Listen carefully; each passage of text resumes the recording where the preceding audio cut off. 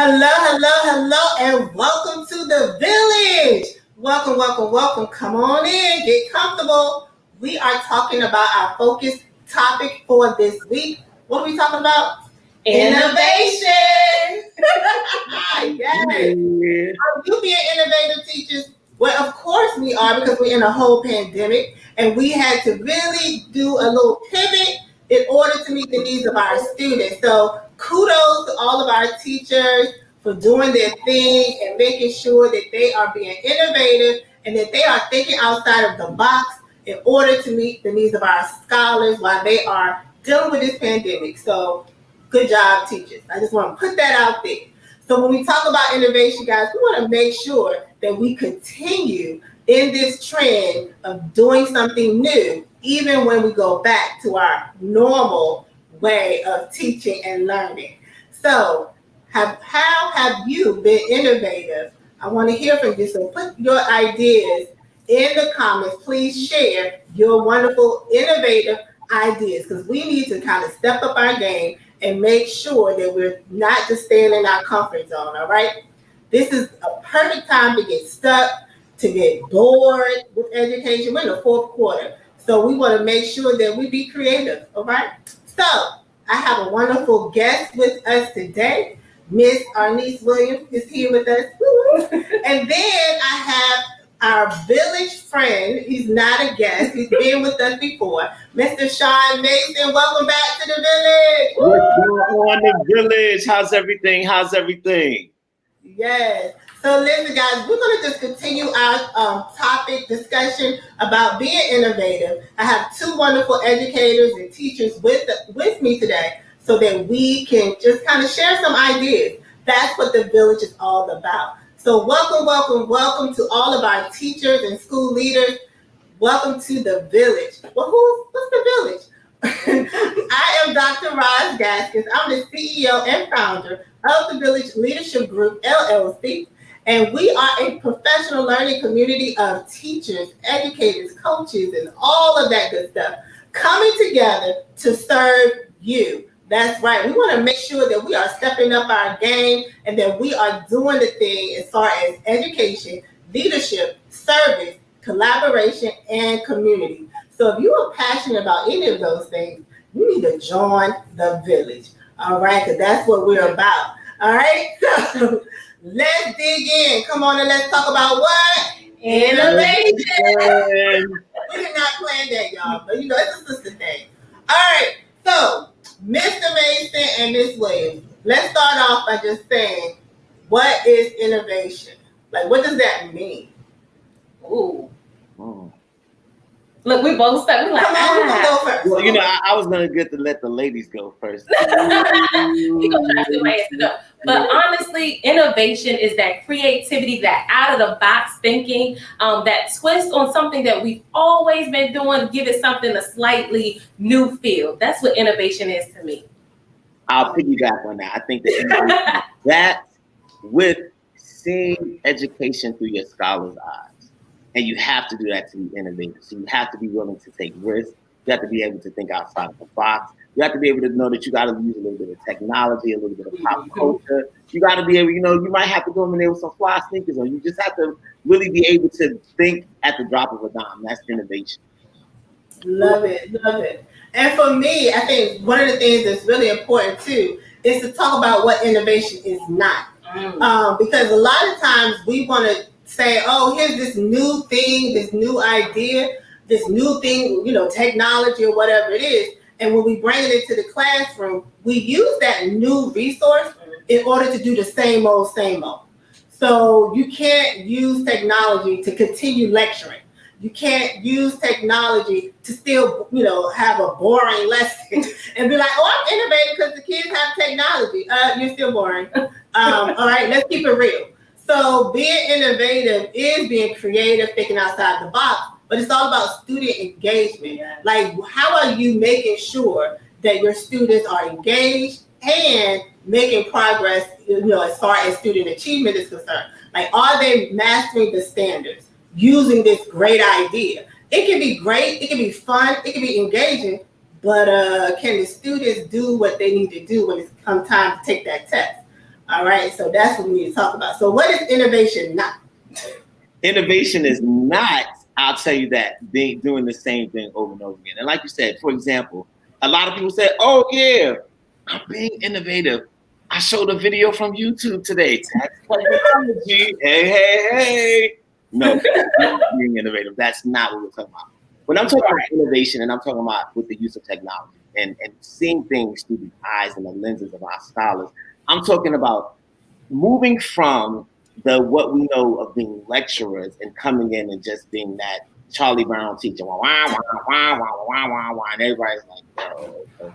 But more so bringing forth ideas and concepts and then having your students buy into how we're going to explore those things. So when I talk about technology, having them take that concept and then being able to themselves create a video that can explain that concept. That's being innovative and infusing technology, because then you're now getting a student to now use what they always got, their little phones, because listen, we know that these are like movie projectors right now, depending on which, Android versus iPhone. We're not, but that's a whole nother discussion. But however, taking those things, and then that's education, and that's you then seeing education through your kids' eyes, learning that, you have to differentiate, and that's being innovative. That's one just way, but just not showing a video from YouTube. Nah, that's not being innovative. That's I want to jump right in there too, because innovation is not, I'll piggyback off what Dr. Ross said. It's not just saying, oh, I'm using technology. I've gone into many classrooms and the students are doing independent work. They're learning by themselves, which is great. However, what is that twist? How are you monitoring their success? We can take those individual learning plans, but making sure that we're getting the most, that bang out of our buck. So it's not just sitting the kids and letting them kind of get it by themselves, but it's adding that facilitation to it. Love it. So another thing, we talk about innovation in the classroom, but I also want to talk about innovation, when you think about school-wide, different mandates and policies. How can we be innovative for the whole school? When we think about those schools where, they're thinking outside of the box, where they're outside, the students are doing projects all the time. They're out, outside learning. They're going on field trips all the time to explore and doing different things, and they're not just always stuck in the classroom. So I want to not just think about, teacher level innovation, but how can, what are some ideas for a school leader or a school district if they just want to be real innovative and do something totally different? Well, I would say that comes in and just understanding that you have to change that school climate, even whether it's district-wide. And we all know as educators that that's a hard thing to do, because you got those people that's like, listen, I'm in here. Right. I'm in here just to ride it out and to get my check. I'm not worried about these kids. And so you have to really focus on culture, shifting the culture, and understanding that, teachers have to buy in. They really have to buy in. They have to feel comfortable, because now with anything, you always have a freshness when you get new young teachers, and they're very innovative because they don't do things.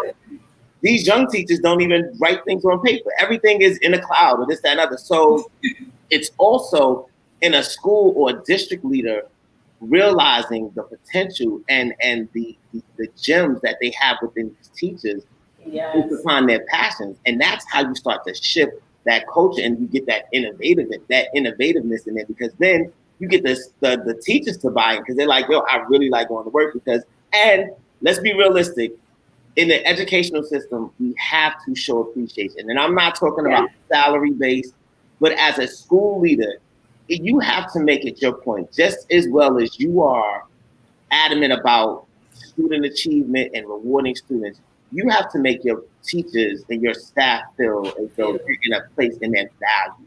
And that can be in the smallest little things. So that, and then you get to shift that culture, and that gets to bring in some sort of innovation. You have to shift that culture.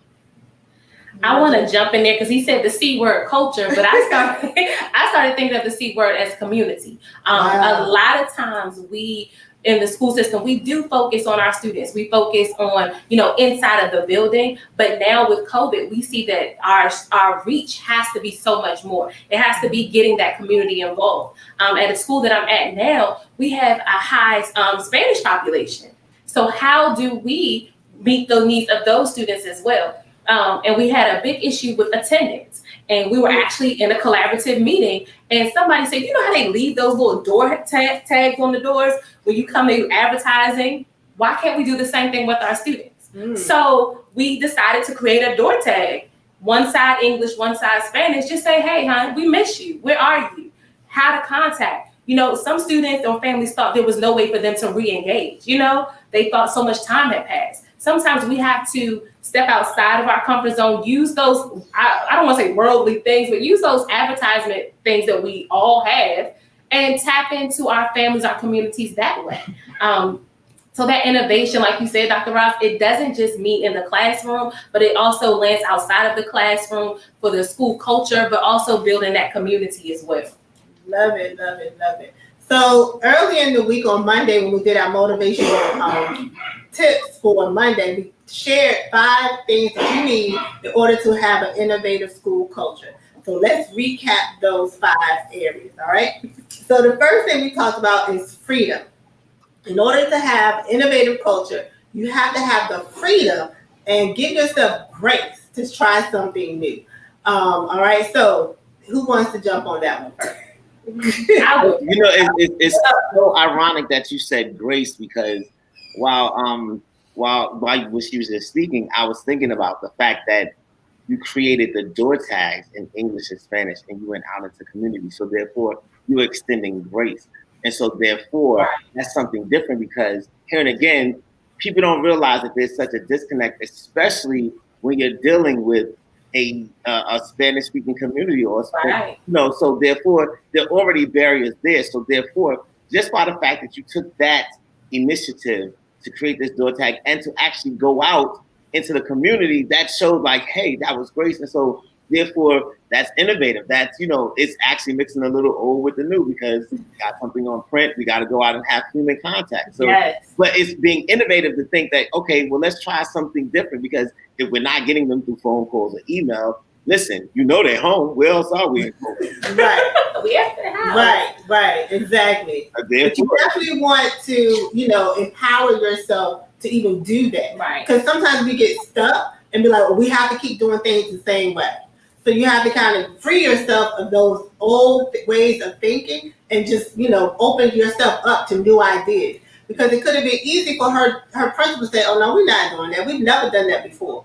But you got to have that freedom and that willingness to try something new. And I'm going to have an honesty moment. Sometimes it's about breaking the cycle of fear.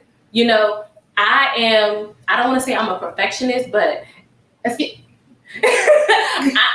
want to know that I'm going to do something and be successful at it. But now with innovation, sometimes you are going to do something and it's not going to land exactly how you want it. You have to tweak it. So you still need to allow yourself that grace. We give our students a lot of grace, and sometimes we don't give ourselves that same latitude. So you're right, trying something new, but also kind of realizing it might not go exactly how you want it that first time or second time or fifth time, but being able to go back in and tweak it and have that flexibility. All right, so you said go back and tweak it. So that goes right to number 2. You have to have time. You got to have the time to be innovative, because again, you may fail, it may not work. So you got to go back and revise and modify your plan. And you might have to go and do some research. Okay, you might have to Google it, YouTube it, and go to a professional development, call a friend, go to some type of meeting or training. So it takes time sometimes to be innovative. All right. Just want to throw that out there. and sometimes with times you have to, if something is really bothering you down, you have to kind of put it down and step away from it for a minute and allow yourself that creative space to kind of refresh yourself, because sometimes you just got a lot going on. It's like, it's just not coming off right now. So, sometimes it's stepping away from something and coming back with a fresh lens, just going away and, treating yourself sometimes. You can't constantly pour if your cup is empty. So, you pour your cup. And so that's sometimes with that time management is really good. taking that time off and time back on. Sometimes it's those professional development opportunities, or personal professional development. Like you said, going to YouTube or what I'm gonna tell you, TikTok or a lot of social media platforms have things that you would be surprised about. One of the teachers at my school teaches sign language, and she has embedded using Instagram. You know what I'm saying? But she had to take the time to figure out what was that plan, what was the goal that she was trying to get her students to do, and what was going to be that vehicle that she would use or tool to see if they were actually meeting success. So it's that personal time that you are going to have to take. Wonderful. So the next one after time is collaborative culture. You have to have a collaborative culture in your school, in your school district. You have to look for it, okay? So if it's not, on your school team or in your school, you need to find that community where you can learn from other professionals who are innovative. I always tell teachers, when they say, oh my God, these are some great ideas. Where did you get it from? Hello, I borrowed them from someone else. Great teachers steal or borrow. Okay. There's nothing under the sun. Right. Recycle. We recycle. Oh, I like that. We recycle. Okay. So you borrow, recycle someone else's great idea, and you modify it, change it up to meet your personal style or the needs of your students. So go out there and collaborate and network with other great teachers and teacher leaders to come up with some great ideas to help your students, to help with student engagement, student achievement, whatever it is that your issues are in your classroom or in your school. Network, find the solution. All right, so you have to have a collaborative spirit, have to have a collaborative culture in your building where it's okay for people to come together and to network and to share. But that's what the village is all about. So you can always tap into the village. So share your ideas within the village. We want to hear from you guys. What are your innovative ways? So collaboration is one of our core values. So you definitely want that within your culture. If you're going to be innovative, collaboration has to be one of those core essential things that you focus on. And not only within your building and then within your school district.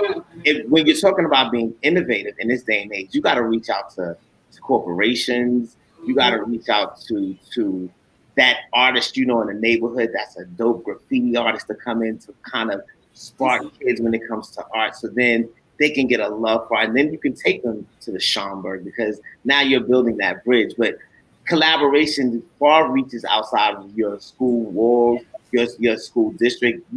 Tap into the businesses, the local community. There's always something. You're talking about getting kids out. Somebody owns a piece of land somewhere where they can go and get their hands dirty and really learn about farming and touching things, but things of that nature. So really building that collaboration outside of the school district and the school building. I was gonna say, me and Sean, we always do the flip flop. So he was talking about community, so I'm gonna bring it back in the school, right? And I want to merge the two. When you said time and collaboration, because sometimes I want to take my time and collaborate with another teacher, but I'm a visual learner, right? So I want to go in their classroom and I want to see what they're doing because I want to see how it works. And I think that is the beautiful thing about educators. We are willing to share ideas and build each other's capacities. So yes, looking inside of the building to see how can we really build each other up. I want to say this pandemic, I really feel like has really opened a lot of teachers up to wanting to learn because guess what? We had to. Everybody was new to Zoom. Everybody was new. You know what I'm saying? Oh my goodness. Paradigm, all of these platforms. Cami, like so many different things, and actually seeing someone use it, people were more, I want to say, engaged in wanting to learn about these new things and talking about how it impacted their students. In our collaborative planning, sometimes we have to time that segment because teachers get so excited and run away with the ideas or the implications that they had from something that we shared with them. And I love what you said about, being able to collaborate and share, but teachers are also more vulnerable as well and transparent to say, hey, I don't know how to do this. or I tried it and it didn't work. So they are more open to having those honest conversations. I love it. Unfortunately, number 4 is funding and money. Sorry, y'all. She said the F word. We need funding. So sometimes when you want to be innovative, if you think about those schools that they have all these great ideas and great things, and these charter schools or whatever, they have money. And unfortunately, we as teachers, sometimes we're like, I'm not going into my pocket again and spend more of my money to come up with these wonderful ideas and provide these wonderful resources for my students. So what do I do now? So this is where we have to tap on the shoulder, of our administrators and say, listen, this is what I've tried. I've researched it. I've gone and get some training, or I looked it up on YouTube. Like, be honest and say, listen, I want to try it. This is how much it costs. So maybe I did the free trial, and and this is the data that supports why I should do it. You got to give them all of that. And how it ties into the curriculum, and how we're going to come back, and this data is going to be driven to move instruction. Yes. Right. Really paint that picture that you really need. I really need it. I really, really need it, and this is why. And this is how it aligns to our school vision, our mission. This is how it aligns to the goals that we have set for this school year. We're focusing on science and inquiry, and this new program helps with that. And sound like grant writing. Right. Right. And so that's what I'm about to say. The next step is to also look for grants. Look for what community programs and resources that's already out there. They're looking to give you money. Lowe's, Home Depot. If you got a garden project, call Lowe's and say, listen, I'm working on this garden project. What can you do? Can you provide some shovels, some dirt, some plants, some trees, whatever it is, some seeds, something. But this is where you can get your funding from your community partners. Chick-fil-A, that's one of my favorites. I want to have this great program for students to read and and I need some incentives. Can I get some Chick-fil-A, gift cards or something?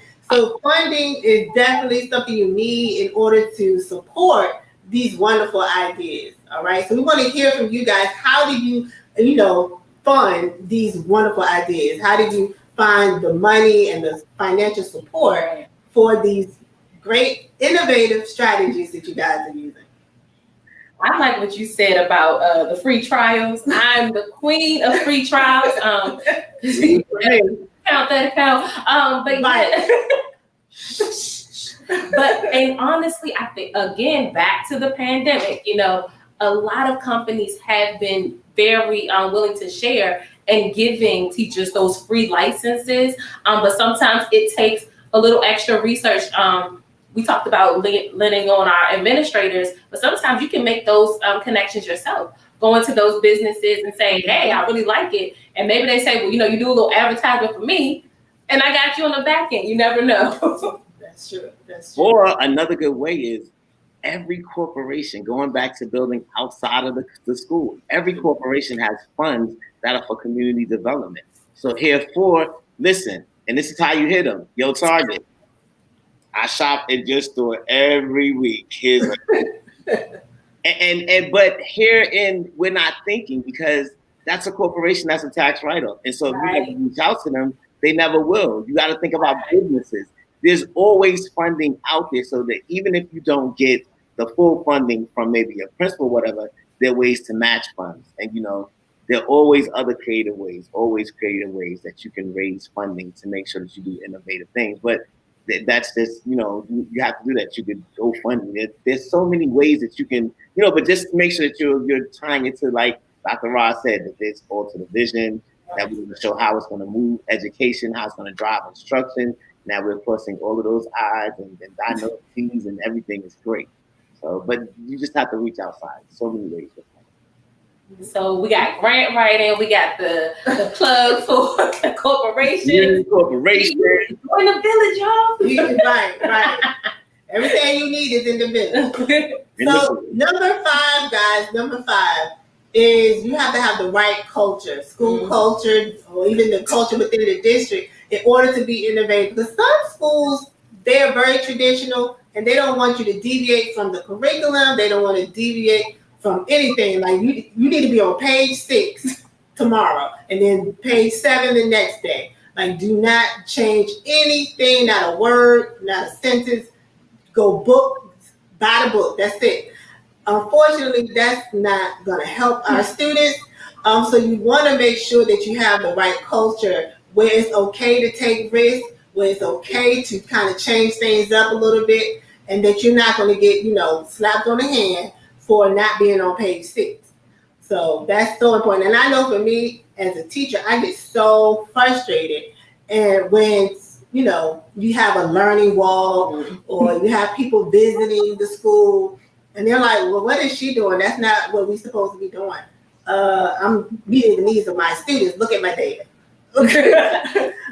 Check that numbers talk. Right. So I have to share this story. So years and years ago, I was teaching reading, elementary school, and there was a learning wall coming. They were coming around, observing, taking notes, and I had my struggling readers reading on grade level text, and they were so upset. Why isn't she using the level readers? And my principal, she advocated for me. She stood up for me, was like, you don't mess with her. She's one of our best teachers. The very next school year, they had this big memo saying everyone needs to come to our reading meeting, blah, blah. We have this new initiative, this new process. And what we're going to do now is we're going to have a cycle where your struggling readers are going to read using the on grade level text first. And you're going to model how to use the reading strategies with the on grade level text. I packed up my stuff and I walked out. And I was like, isn't that what I was just doing? So they took my innovative idea and made it district-wide. That's a whole nother story.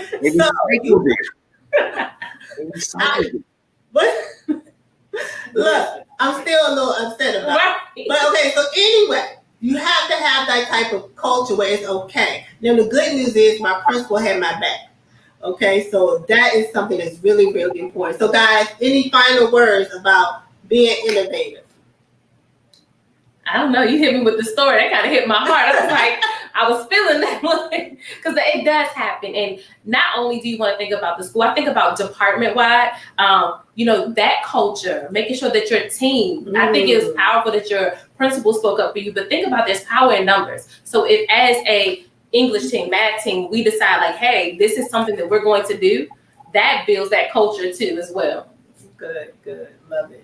Exactly. And being in a place where you have that, where you feel that freedom to be able to do that. So you feel that security, and that's very, very important. That, and like you said, there's power in numbers. So if you get everybody together and you're all on the same page, and there can nothing be so great that comes from it. So just having that comfortability to be able to step out and then do it great. Love it. All right. So finally, guys, we want you to continue to, share your ideas on how you are being innovative and what does innovation mean to you.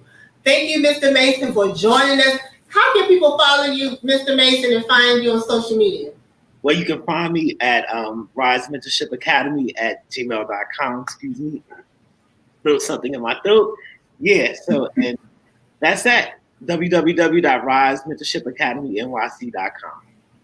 Thank you so much, Mr. Mason. Again, thank you for always sharing your expertise and your wisdom with the village. And kudos to you for doing great things with our youth and doing all the things that you are doing. Thank you for serving our children. Thank you for having me as a part of the village. Thank you. And Ms. Williams, how can people follow you? You can find me in the village. I know that's right. So listen, guys, thank you so much for joining us. Continue to follow the village on Facebook and Instagram at the Village LG. I'll say it again. That's at the Village LG. Now, don't forget, guys, we want you to join the village. So make sure you click that link somewhere where you actually join the village, because we want to keep in contact with you. The month of May is coming up, and Teacher Appreciation Week is in May. So we want to have some networking events within the village. We want all the teachers to come together. So stay connected with the village at the Village LG. I'll say it again. Follow. Now listen, guys, we appreciate you. We will see you next week. Where? in the village.